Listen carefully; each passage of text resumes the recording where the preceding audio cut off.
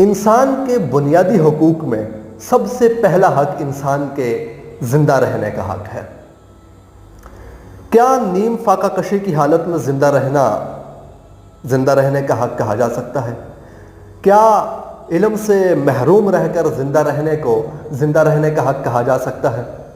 کیا جہالت کی تاریکیوں میں ڈوب کر زندہ رہنے کا حق کہا جا سکتا ہے؟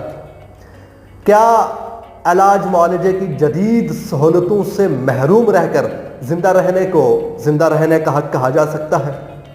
کیا سفر کی سہولتوں کے بغیر زندہ رہنے کا حق کہا جا سکتا ہے؟ کیا کسی جھونپڑی میں ساری زندگی گزار دینے کو زندہ رہنے کا حق کہا جا سکتا ہے؟ یہ تمام وہ سوال ہیں جو ہمارے حلقے کے وہ لوگ جو پچھلی 7 دہائیوں سے زیادہ عرصے سے صرف ایک سیاسی جماعت سے منسلک ہیں، وہ سیاسی جماعت جو پچھلی 7 دہائیوں سے زیادہ عرصہ گزر جانے کے باوجود ہمیں ہماری بنیادی سہولیات بھی میسر نہ کر سکی، جو ہمیں علاج معالجے کی سہولیات میسر نہ کر سکی، جو ہمیں سفر کی سہولیات میسر نہ کر سکی، جو ہمیں تعلیم کی معیاری سہولیات میسر نہ کر سکی۔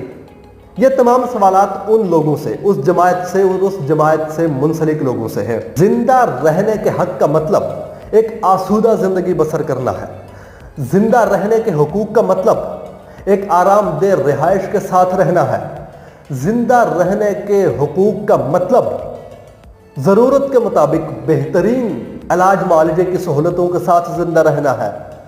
زندہ رہنے کے حق کا مطلب ایک بہترین اور اعلیٰ معیاری تعلیم کی سہولتوں کے ساتھ زندہ رہنا ہے۔ زندہ رہنے کے حق کا مطلب بہترین اور آرام دہ سفر کی سہولتوں کے ساتھ زندہ رہنا ہے۔ زندہ رہنے کے حق کا مطلب صاف پانی کے ساتھ پیاس بجھا کے زندہ رہنا ہے۔ زندہ رہنے کے حق کا مطلب خوف اور دہشت سے نکل کر آزادی کے ساتھ زندہ رہنا ہے۔ کیا یہ تمام حقوق ہمیں مل رہے ہیں؟ کیا ہم ان تمام حقوق کے ساتھ زندہ ہیں؟ یہ میرا سوال ان لوگوں سے ہے جو پچھلی 7 دہائیوں سے زیادہ عرصہ گزرنے کے باوجود ایک ہی سیاسی جماعت سے جڑے ہوئے ہیں۔ وہ سیاسی جماعت جو پچھلے 7 دہائیوں سے زیادہ عرصے سے ہمارے حلقے کے وسائل پر، ہمارے حلقے کے اقتدار پر قابض ہے، جس نے 70 سالوں میں ہمیں سفر کی سہولتیں دیں، نہ علاج کی، جس نے ہمیں کوئی بہترین ایجوکیشن سسٹم دیا اور نہ ہی بہترین سفر کا نظام۔ ہماری وہ تمام بنیادی حقوق، وہ تمام بنیادی سہولتیں جو ایک انسان کی زندگی کے لیے ضروری ہیں، نہ ہمارے پاس بہترین روزگار کے نظام موجود ہے اور نہ ہی کوئی اچھا معیاری ایجوکیشن سسٹم ہے، نہ ہاسپٹالٹی کا نظام اچھا ہے۔ اس کے باوجود اسی سیاسی جماعت سے جڑے رہنے کا مقصد کیا ہے؟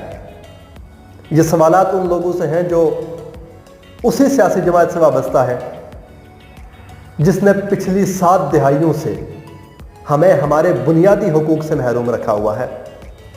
اور یہ ویڈیو بنانے کا مقصد کسی کو ذاتی طور پر ٹارگٹ کرنا یا کسی کو تکلیف پہنچانا نہیں ہے، بلکہ یہ کسی بھی معاشرے کے انسانوں کے بنیادی حقوق کی بات ہے۔ اگر آپ کے سیاسی نمائندے، وہ سیاسی نمائندے جو پچھلی 7 دہائیوں سے اقتدار پر قابض ہیں، اگر وہ ہمارے بنیادی حقوق آج تک ادا نہیں کر سکے، تو آئیے اس بار اقتدار اعلیٰ کسی اور کو سونپتے ہیں۔ اس بار اقتدار کی باغ دوڑ کسی ایسے شخص کے ہاتھوں میں سونپتے ہیں جو ہمارے حقوق کی صحیح معنوں میں ترجمانی کر سکے، جو ہمارے حقوق پامال نہ کرے، جو ہمارے اور تمام انسانوں کے یعنی ہمارے معاشرے کی تمام بنیادی سہولتوں کو پورا کر سکے۔ آئیے اس بار بدلتے ہیں اس نظام کو۔ ہو سکتا ہے کہ ہماری اس کوشش سے ہماری آنے والی نسل ایک بہترین اور عمدہ نظام کے اندر پرورش پائے، ایک ایسے نظام میں پرورش پائے جو دنیا کے مہذب ترین معاشروں میں شامل ہو۔